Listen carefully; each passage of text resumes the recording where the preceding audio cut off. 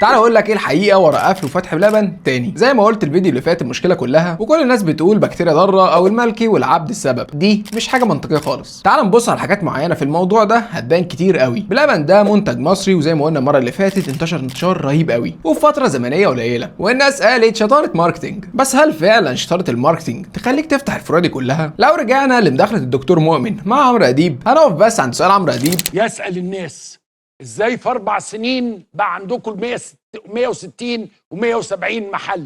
ما لقيتكم الماليه جايه منين؟ اكيد انت سمعت السؤال ده كتير.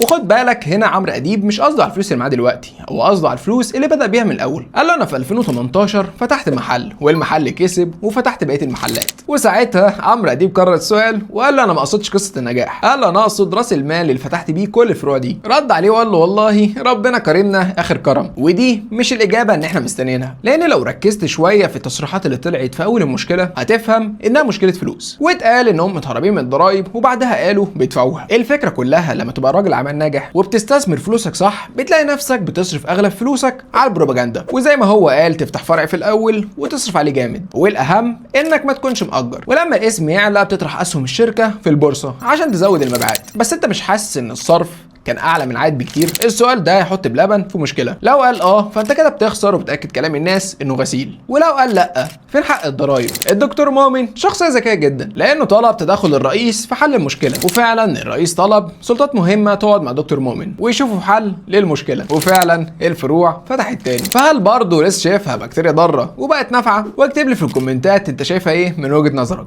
اصل معلش يا دكتور مؤمن اللي هو تيتو مامبو مش تفتح 114 فرع وبس كده. انا عمر درش وده العالم من وجهة نظري.